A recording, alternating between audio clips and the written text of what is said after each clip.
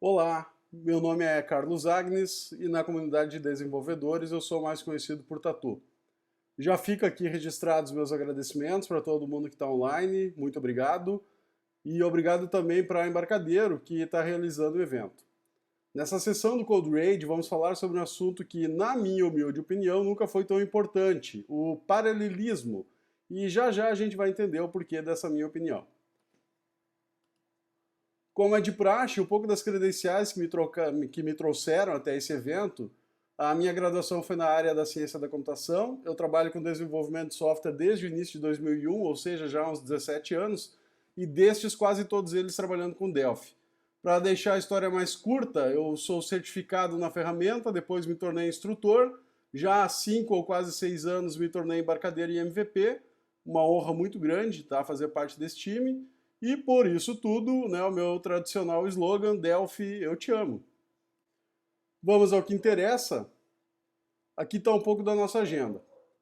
Primeiro vamos entender por que o paralelismo é tão importante, principalmente nos dias de hoje. Passado esse ponto, vamos ver o que o Delphi nos traz para escrever um programa multithread, né, um sinônimo para programação paralela, é programação multithread. Nem tudo são flores, porque até hoje o desenvolvimento paralelo é um bicho de 7 cabeças para muitos desenvolvedores. A resposta está no fato de que existem algumas armadilhas no meio do caminho, então a gente vai tentar entender a origem dessas armadilhas e então como contorná-las. Por fim, algumas dicas, macetes e principalmente cases de uso. Então, introduzindo o assunto, a gente consegue entender o porquê da importância dele. Vamos tentar isso aí, vamos lá. Para ajudar a contextualizar, eu vou falar um pouco da evolução histórica, mas eu juro que vou tentar ser bem rápido para não entediar vocês. Ainda na década de 90, o termo usado era programação concorrente e não programação paralela. Por quê? Porque computadores multiprocessados eram raridade aqui no Brasil. Eu lembro que professores meus da faculdade citavam que existiam computadores com mais de um núcleo de processamento, mas estes habitavam universidades ou empresas muito grandes, né? Ou seja, não era uma realidade de mercado aqui do Brasil.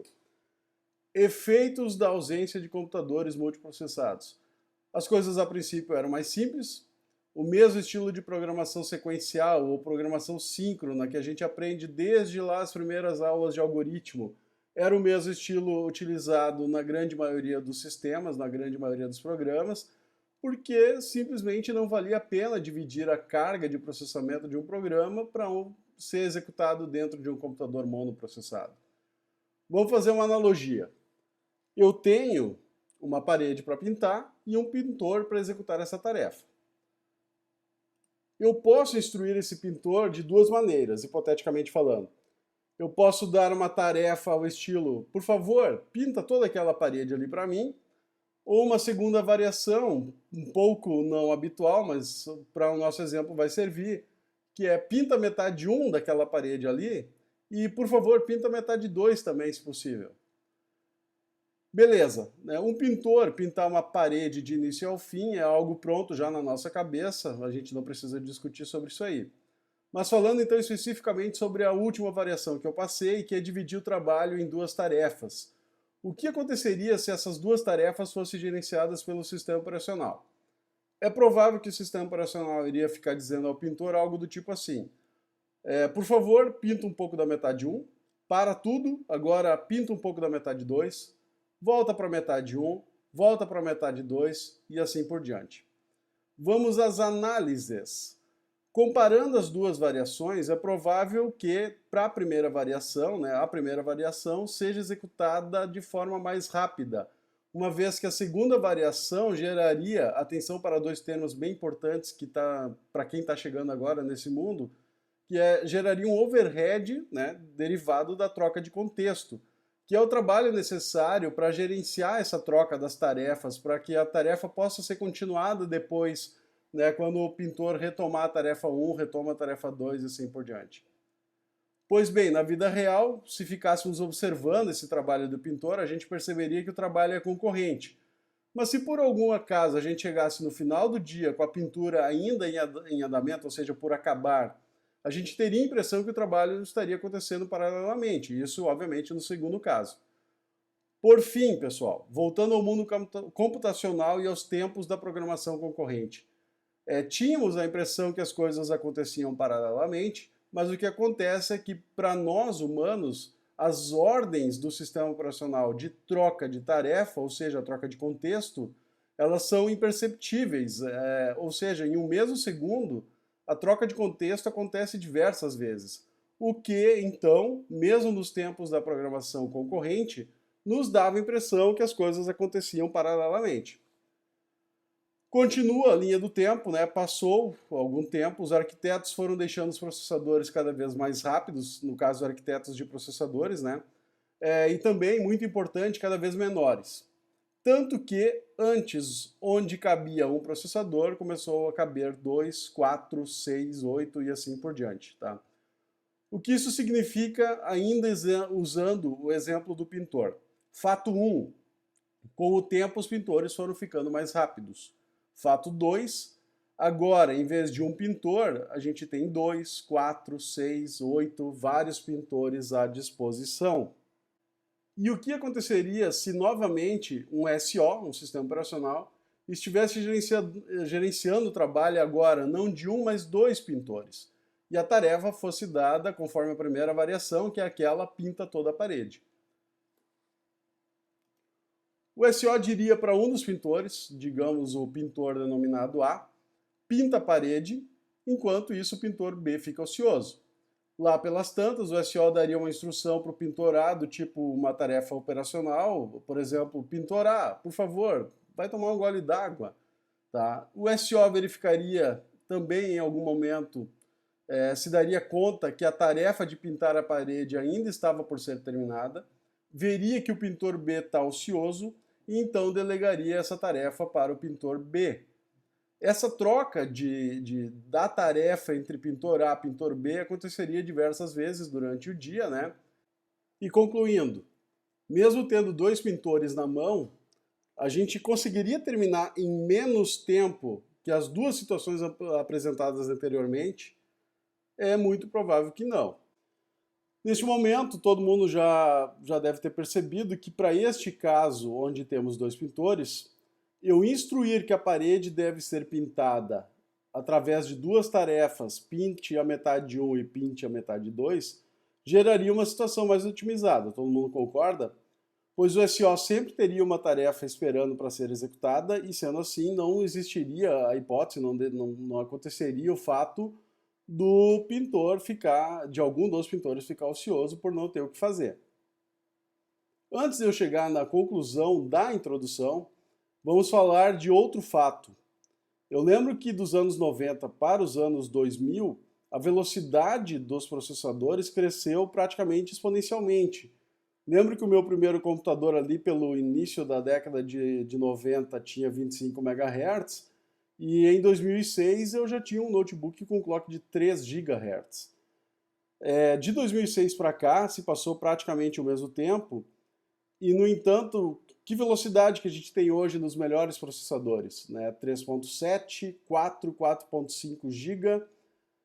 Outro fato, exemplo real, há coisa de um ano, talvez um pouco mais, eu estava numa formatura e escutei um senhor chuto eu, coisa de 60 anos, comentando com outro senhor que o atual celular dele tinha 8 núcleos de processamento. Terceiro fato, recentemente a Apple lançou o iMac Pro. Tem processador aí na casa dos 4.5 GB de clock, um dos mais rápidos de mercado, mas uma informação que me chamou a atenção é que na customização do modelo é possível optar por absurdos 18 núcleos de processamento. Tá? Então, o que a gente pode concluir disso? A velocidade dos processadores que encontramos no mercado está meio que no limite. Já não se consegue mais evoluir a velocidade como a gente conseguia evoluir antes. Em compensação, a gente tem núcleo a varrer. Em outras palavras, a tecnologia avançou de tal forma que o cidadão comum carrega no bolso uma quantidade absurda de pintores, ou digo, processadores. E como é que a maioria dos desenvolvedores ainda hoje programa? Com a boa e velha instrução aquela, Todos os meus pintores à disposição? Sim, senhor. Então tá, galera, toma aqui uma tarefa para vocês, que é pintar aquela parede ali. Ou seja, o trabalho vai ser lindo, porque a gente vai ter um pintor pintando e outros 7, 11, 17 pintores observando o trabalho do primeiro, e era isso. Então, pessoal, o objetivo dessa apresentação é demonstrar o que podemos fazer sempre que possível para colocar toda essa galera para trabalhar. Ainda antes de começar a sessão de como desenvolver código multithread, vamos garantir que todo mundo esteja ou a par do que é uma thread. Thread é uma linha de fluxo dentro do processo. É basicamente uma tarefa que contém a lista de comandos para serem executados para concluir aquela tarefa. Os sistemas operacionais modernos, na realidade já há muito tempo, dão suporte a processos multithread. O que significa que dentro do mesmo processo podemos ter N linhas de fluxo. O Delphi, é claro, isso vale para o C++, C++ Builder também, se responsabiliza por criar a tarefa ou thread principal para o desenvolvedor, e essa thread é normalmente responsável por executar os comandos de gerenciamento da aplicação, bem como fazer o trabalho duro muitas das vezes.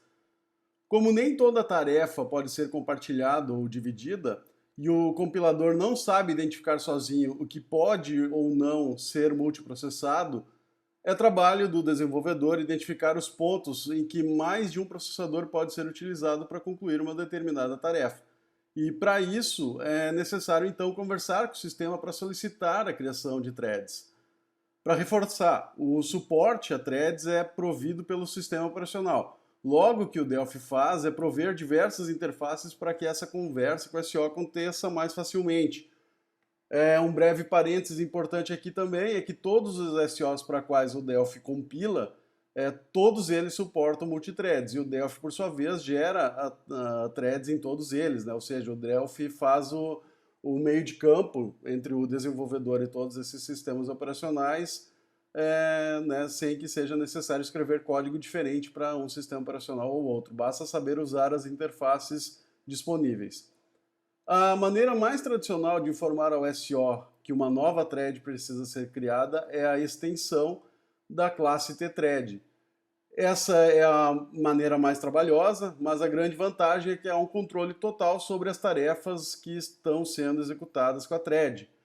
Tá? Obviamente, para quem já teve que fazer a herança de uma classe tthread, essa era a maneira disponível lá desde o primeiro suporte do Delphi a threads, já não lembro mais qual é que era a versão que veio esse suporte, acontecia através da sobrecarga, na realidade da sobrescrita do método execute.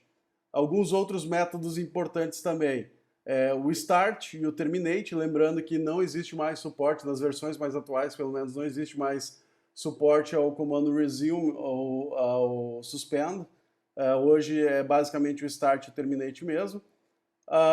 Outras informações importantes, propriedade terminated e onTerminate. Só para relembrar e reforçar, como é que funciona esse sistema aqui? A gente cria uma classe, herda de tthread, e todo o código que estiver dentro do método execute já será executado. Na realidade, será não, no devido momento, a gente pode escolher esse momento, obviamente, a gente vai ter o código de execute sendo rodado em paralelo, ou seja, fora da thread principal que o Delphi já criou para a gente.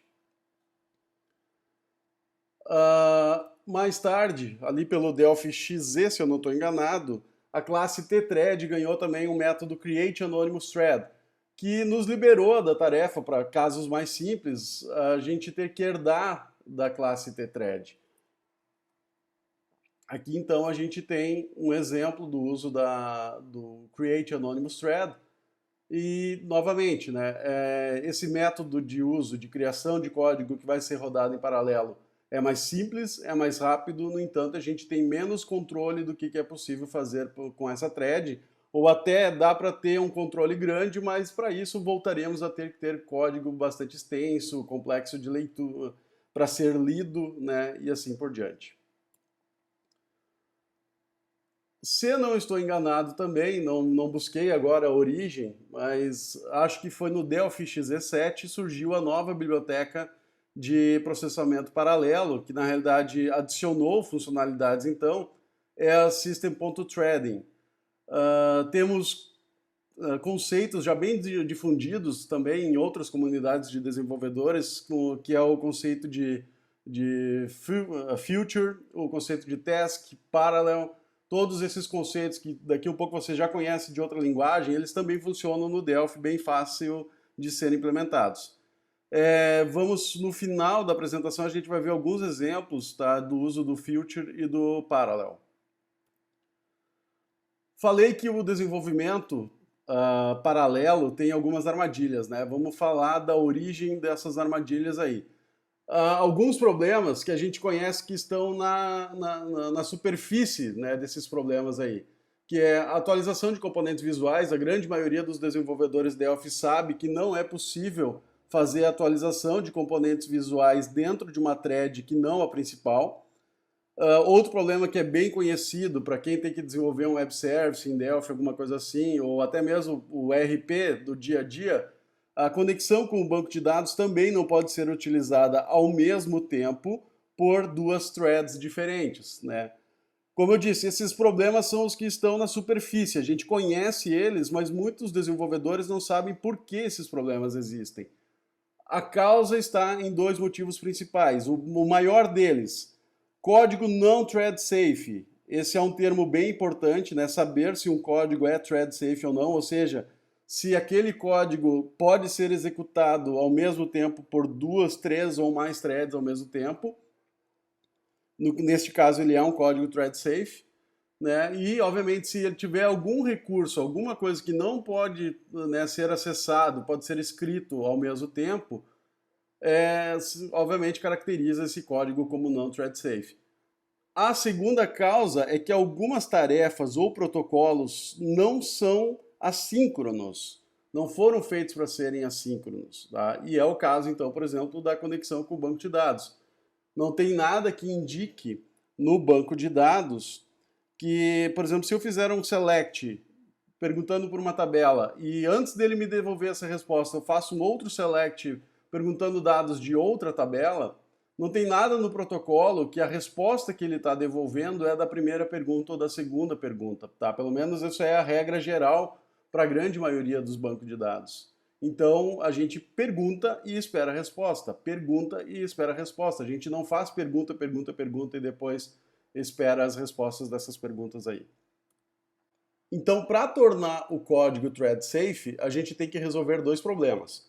O controle físico de recursos que estão sendo compartilhados entre threads. Essa é uma das vantagens de usar threads, né? No caso, a troca de contexto é mais rápido do que trocar o contexto de processos e se comparados com a troca de contexto entre threads, porque a área de memória do processo é compartilhada e, consequentemente, a gente pode ter objetos, áreas de memória compartilhadas entre as threads também, obviamente.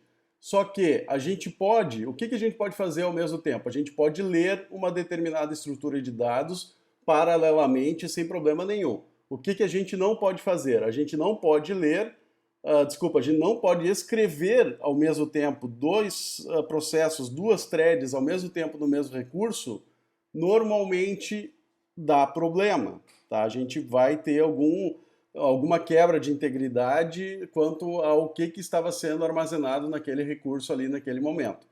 E outro problema é o problema lógico a ser resolvido, tá? Tem alguns códigos que dependem de uma sequência a ser executada do início ao fim, sem que outra thread faça daqui um pouco o mesmo teste ou testes que envolvam o código anterior. E vamos fazer um exemplo então de novo da vida real. Imaginem que eu tenho dois pintores novamente, tá? E antes de eles começarem a pintar, eles têm que verificar se tem tinta suficiente para o trabalho que eles precisam fazer. Aí tem uma lata de tinta no estoque. O pintor 1, que vai pintar a primeira metade, verifica e vê que aquela lata é suficiente para pintar uma metade. Não seria suficiente para pintar tudo, mas seria suficiente para pintar a metade a qual cabe a ele. O segundo pintor vai verificar que também tem uma lata de tinta lá, ou seja, eles estão falando da mesma lata, nenhum se deu conta que aquela lata já estava reservada, alguma coisa assim, porque a verificação foi feita tudo ao mesmo tempo. E o que vai acontecer no final das contas? O cheque inicial de que se tem o recurso disponível para a gente poder trabalhar já foi feito. O if necessário para fazer essa verificação já foi executado. Na hora de fazer uso do recurso, o segundo pintor, o que pegar a lata mais tarde, vai verificar, opa, cadê a lata que estava aqui? Tá? E isso precisa ser, então, resolvido através da criação de alguns controles, né? Por exemplo, a criação de regiões críticas. Tá? No final, a questão dos protocolos não serem síncronos também é uma característica do problema lógico que teria que ser resolvido para que ele se tornasse assíncrono. Correto? Então vamos lá. Algumas dicas aí que a gente precisa entender para que funciona ou como é que funciona, tá? Para começar, o comando synchronize. A gente verificou que, ou falamos no início agora há pouco, na realidade, que acesso aos componentes visuais não podem ser realizados por threads paralelas.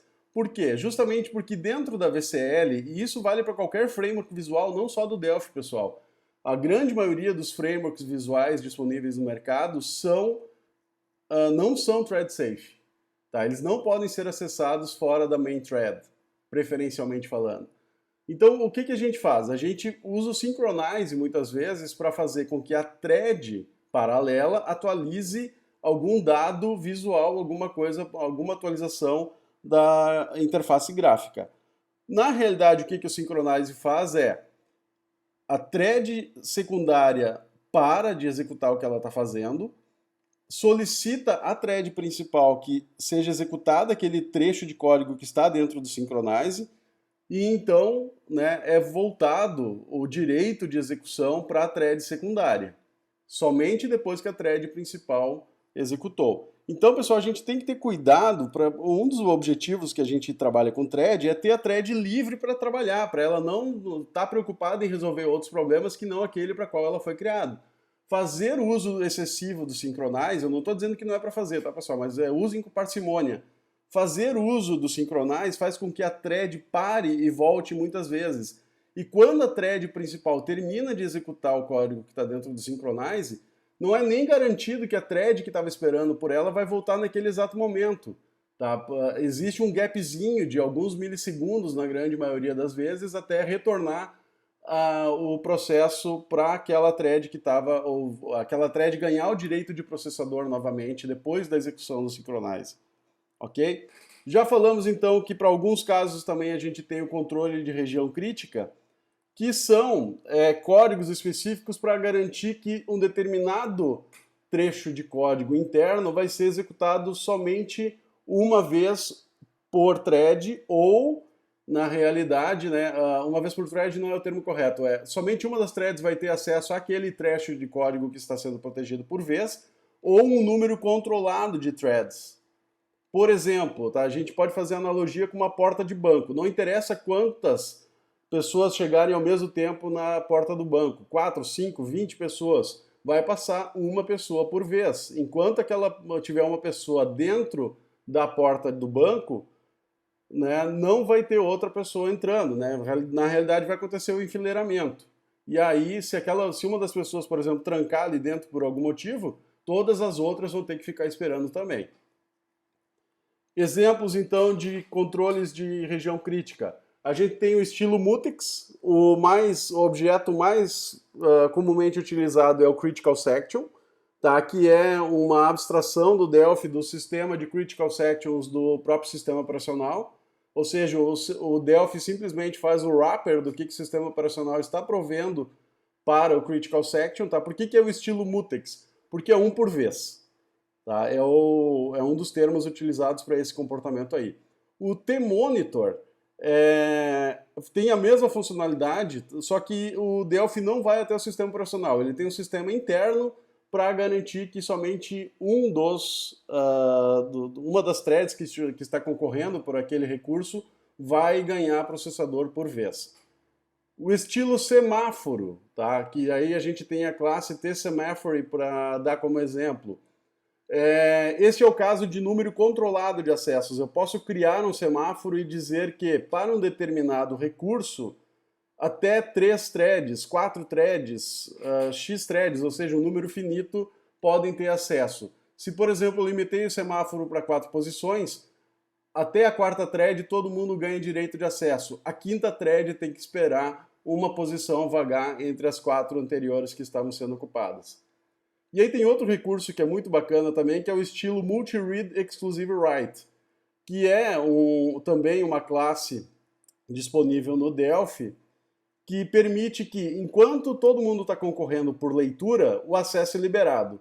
A partir do momento que uma thread pede para escrever num determinado recurso, justamente para garantir tanto a integridade da escrita quanto a integridade lógica da execução, aí nesse momento, se alguém pede o direito de escrita, o Delphi começa a negar todos os futuros, as futuras solicitações de leitura, até que esse direito de escrita seja concedido e seja liberado. A partir daí, novos direitos de leitura também são liberados. Obviamente que se duas ou três solicitações de escrita chegarem ao mesmo tempo, todas elas vão funcionar ao estilo mutex. Uma vai passar por vez, ou seja, realmente um exclusive writer, né? Acho que foi o César Romero, também outro colega nosso, MVP, passou recentemente o artigo do Craig Chapman, falando de um recurso interessante, tá, que ele utilizou para fazer com que pelo menos a escrita física de alguns tipos de dados possa ser executada sem ter a necessidade de um controle de lock para esses recursos. Tá? Então está aqui o link para quem quiser dar uma olhada. E como eu disse, resolve o problema da questão física, é muito útil, ele utilizou para um sistema de mensageria baseado em alguns tipos primitivos de dados, é bem interessante.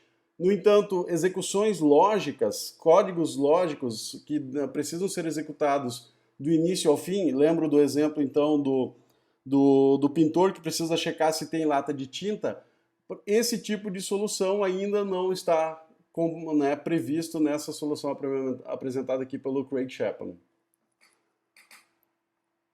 Então, como a gente pode identificar essas armadilhas? Durante várias consultorias, muitas pessoas me perguntam isso. Mas qual é que é a mágica? Qual é que é a maneira mais rápida de eu conseguir identificar facilmente trechos de código que são thread safe e quais não são?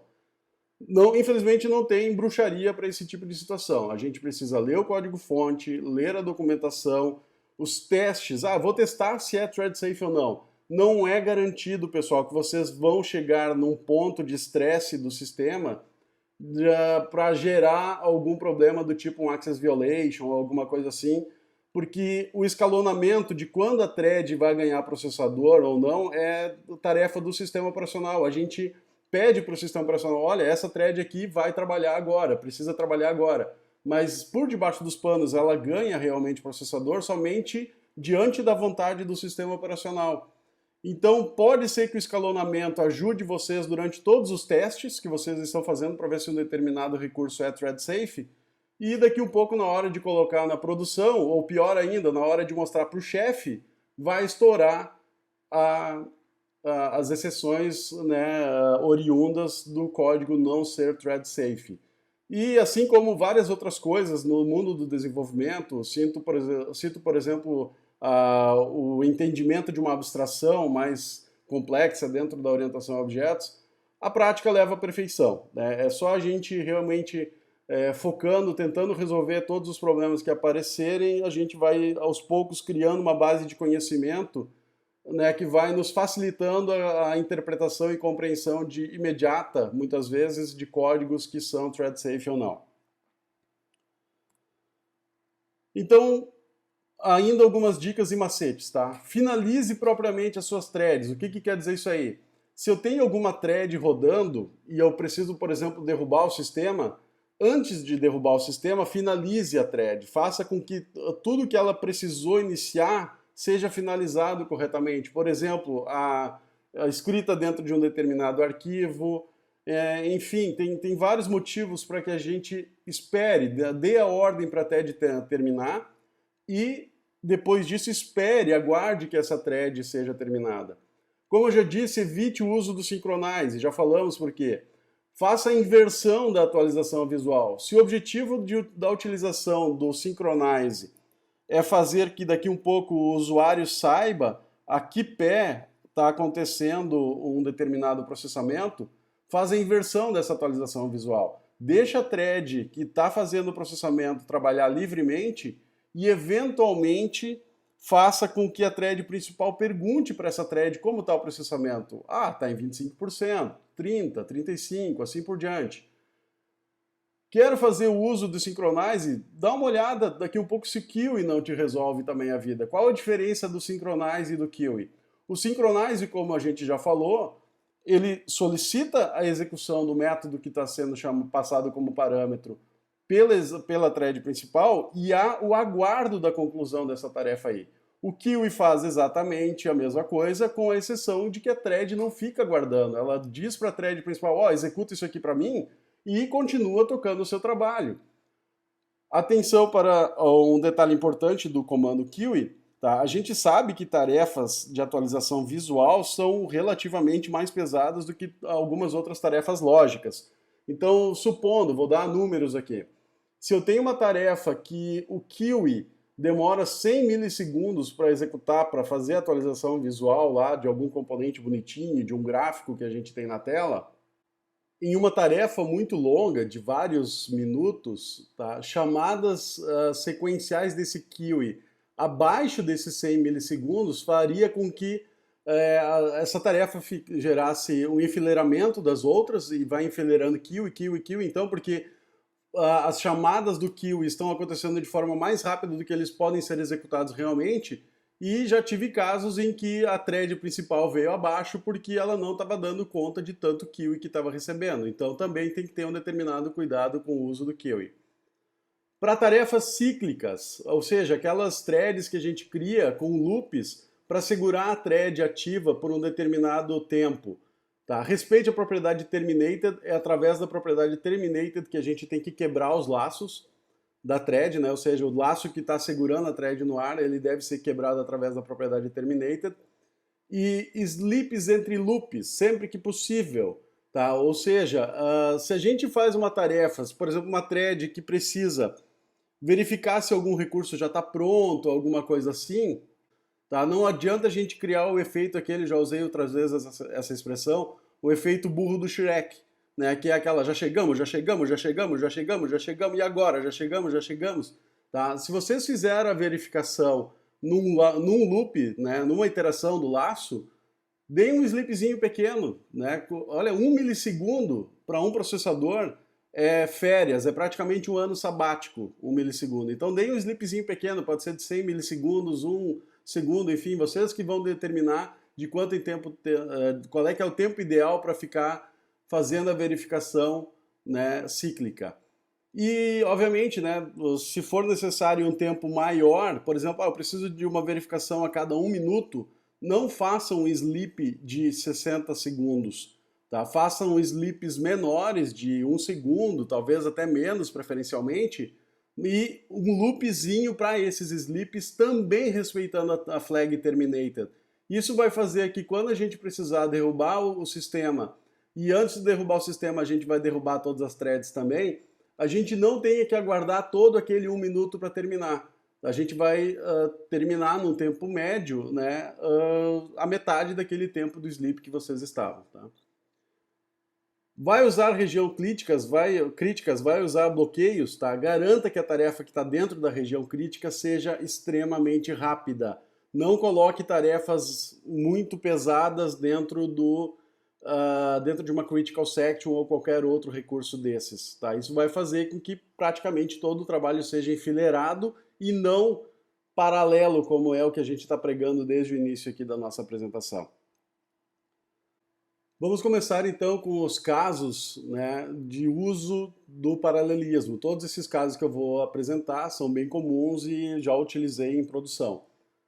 O primeiro é o mais simples deles, que é a gente precisa manter a UI, um determinado caso, a gente precisa manter a UI respondendo ao usuário. Ou seja, se um processo for muito extenso e ainda assim eu quero que o sistema mantenha a atualização gráfica e receba também as instruções, cliques do mouse, enfim, qualquer coisa que o usuário esteja né, interagindo com o nosso sistema, a gente pode então criar uma thread para executar o processamento pesado e deixa a thread principal se preocupar com a interação com o usuário e a atualização gráfica da nossa aplicação. Ah, eu uso o application.processMessages para resolver essa questão. Tudo bem, eu já vi muito código bem escrito utilizando com o application.processMessages. Se você tiver noção do que você está fazendo, dá para usar com cuidado, tudo tranquilo. A situação ideal é usar uma thread, só que nem sempre a situação ideal é a mais rápida, é a mais simples. Então, cuidado também com o uso do application.processMessages. Onde mais a gente pode utilizar? Processamento de imagens, tá? Onde os algoritmos são extensos e pesados e a gente tem imagens cada vez maiores. Por exemplo, uma imagem 4K hoje tem 8 milhões de pixels. Então aqui tem um pequeno exemplo, tá, de utilização de um dos recursos novos que veio com a System.Threading, que é o Parallel.for. O que esse cara faz? Notem que o objetivo desse algoritmo aqui é converter uma imagem para cinza. Ela pega pixel por pixel de uma determinada imagem e faz a conversão desse pixel para cinza. Fazer a conversão de um pixel para cinza é uma tarefa extremamente rápida. O problema é que a gente tem que fazer essa conversão, novamente numa imagem de 4K, 8 milhões de vezes. Comparando novamente com o exemplo do pintor, se a gente tem uma máquina de 4 núcleos e pede para somente um núcleo por vez executar esse loop de 8 milhões de ciclos, essa tarefa, na realidade, se fosse paralela, poderia ser resolvida em 4 vezes mais rapidamente, correto? Então, esse recurso aqui é do caramba, tá? Por quê? Qual é que é a situação ideal? Quantas tarefas eu divido? Crio 2 tarefas, 4 tarefas, 8 tarefas? Depende de quantos processadores vocês têm na mão. E o Parallel faz isso por vocês. Internamente ele tem um código que verifica quantos núcleos podem ser utilizados ao mesmo tempo na máquina e cria a quantidade de tarefas indo do primeiro pixel ao último pixel, dividindo pela quantidade de processadores que vocês têm. Por exemplo, se eu tenho 2 processadores, vai ser metade 1 e metade 2, né? O primeiro processador fica com a primeira metade e o segundo, obviamente, com a outra metade. Tenho 4 processadores, 4 tarefas, ou seja, pego o primeiro quarto, o segundo quarto e assim por diante. Então, pessoal, imagina se eu tivesse muito mais processador, essa divisão ia acontecer automaticamente para todos esses casos. Eu não preciso escrever um código específico para um processador, para 2, ou nem ter que fazer o controle de quantos processadores eu tenho. Ok, nem sempre imagem é uma tarefa, o processamento de imagem é uma tarefa do cotidiano do desenvolvedor. A grande maioria aqui, por exemplo, desenvolve ERPs e outros sistemas gerenciais, não é necessário fazer o processamento de imagem. Então vamos para outros exemplos. Tarefas de I/O em geral, é muito interessante utilizar o multiprocessamento disponível na nossa máquina. Tá? Vamos dar um exemplo aqui.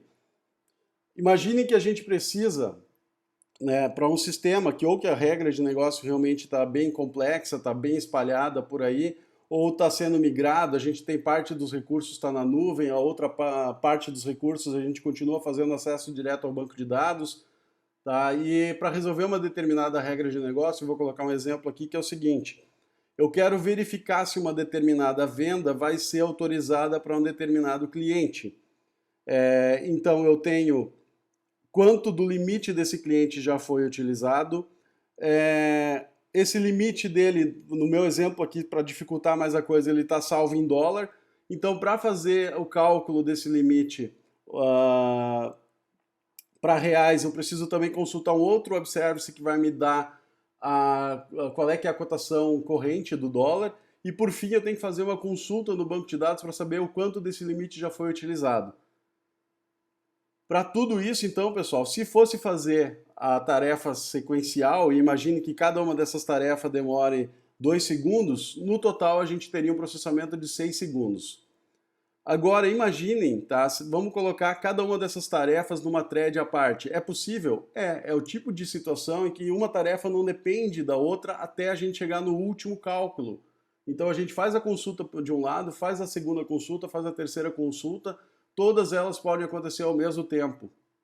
Tá? E aí como é que a gente faz isso no Delphi? Outro recurso bem interessante da System.Threading, que é o recurso do Future. tá? Não feature de característica de futuro mesmo, né? Onde eu peço para criar uma tarefa com a garantia que vai retornar um determinado tipo no futuro. Nesse caso aqui, todos eles são currency, né? Ou seja, estou falando de valores.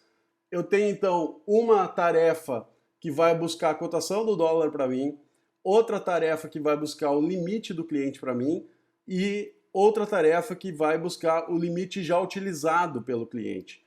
Tudo isso aqui, pessoal, da linha, aqui a gente tem os números, da linha 153 até a linha 172, o código está sendo executado na sequência, eu digo na sequência a instância dessas tarefas aqui, sem estar esperando pela busca da cotação do dólar, do limite do cliente e assim por diante. Essas tarefas, na realidade, elas só são sincronizadas novamente nessa linha aqui, onde eu chamo a propriedade value do tipo eFuture. Então, aqui, independentemente de quem vai terminar primeiro, por exemplo, a primeira tarefa demorou 2 segundos, a terceira 3 e a intermediária demorou 2 também, tá? Vai ser muito provavelmente o tempo de processamento dessas tarefas aqui vai ser o tempo só da maior tarefa. As outras simplesmente vai ficar aguardando o resultado da terceira, pelo simples fato de eu estar utilizando o value aqui, que vai fazer a sincronia de todas as tarefas neste momento aqui. Feito isso, eu armazeno o limite disponível nessa variável aqui, e depois é só fazer uma simples comparação, né, pessoal? O valor da nova venda tem que ser inferior ainda ao limite disponível. Tá? Esse recurso aqui realmente é muito bacana, né? O que mais? O famoso caso das conexões com o banco de dados. Como é que a gente faz para fazer, ou como a gente faz para fazer, não, como a gente conversa com o banco de dados em programas multithreads? A melhor solução é usar pool de conexões. Por quê? Uma das alternativas é a gente ficar criando e destruindo a conexão ao bel prazer. Funciona, é garantido, é uma variável local, vai funcionar? Vai funcionar. O problema é que a gente pode deixar isso aí mais rápido, tá? Do jeito que a gente está fazendo, criando e destruindo, a gente passa pelo ônus de recriar a conexão por cada vez. E essa é uma das tarefas mais árduas na conversa com o banco de dados. Muitas vezes o select que a gente quer fazer demora 1 milissegundo, 2 milissegundos, mas para poder fazer esse select a gente passa pelo processo de conexão que pode demorar 100, 200 milissegundos. E os sistemas de pool de conexões fazem com que as conexões utilizadas não sejam descartadas no final do uso delas. Elas ficam guardadas lá, reservadas para futuros usos, e aí a gente tem novamente threads de controle para que depois de um determinado tempo excessivo de conexões que não foram utilizadas, a partir daí elas começam a ser descartadas automaticamente. A gente tem esse recurso já desde a época do DBX, por mais que o DBX dependia do banco de dados em questão. Se o banco de dados não tivesse sistema de pool, o DBX não dava suporte também, ele simplesmente fazia o wrapper desse sistema. Temos do FireDAC, tá? O Delphi vem com um exemplo também de pooling, né, usando o FireDAC. O FireDAC utiliza o sistema de pool do próprio banco de dados quando este existir e implementa o seu próprio sistema de pool quando o SGDB em questão não possuir. Novamente, mais uma informação aí que quem me passou foi o César Romero, tá? Muito obrigado. Por fim, eu vou dar um outro exemplo, que é o exemplo do Aquasoft Drop, que é um framework de mapeamento objeto relacional que eu tenho junto com o Aquasoft, onde a gente tem um objeto que se chama, na realidade a classe se chama Pooled Connection, em que o objeto em questão pode ser compartilhado. Tá? No caso do FireDAC, a gente tem que criar e destruir objetos que vão reutilizar conexões já existentes. No Drop, a gente tem um objeto que é como se fosse um objeto que pode ser compartilhado ao estilo Critical Section ou alguma coisa assim. Tá? Então eu tenho aqui um exemplo de como utilizar a conexão do Drop. Esse mesmo objeto aí de conexão compartilhada é o que poderia ser distribuído entre todas as threads que vocês quisessem. Ele vai criando conexões com o banco de dados conforme elas vão sendo necessárias e, se for possível, delegar conexões já utilizadas em outros momentos para novas threads, ele faz isso aí também sem que seja necessário criar uma nova conexão por execução de comando, seja ele de insert, select ou qualquer coisa assim. Então, pessoal, para encerrar, não deixe os seus pintores parados. Faça uso de todo esse potencial que a gente tem na mão aí. E né, não há motivo. O Delphi traz tudo que vocês precisam. O RAD Studio, de maneira geral, tem todas as ferramentas que vocês precisam para gerar código multithread. Coloquem sua imaginação para funcionar, que vocês vão identificar casos que podem ser executados paralelamente e não mais sequencialmente. Estou abrindo aqui para perguntas, meus contatos estão aí. Esse é o link também que eu vou disponibilizar possíveis exemplos dessa apresentação aqui. Então, pessoal, por enquanto, muito obrigado. Vamos para as perguntas.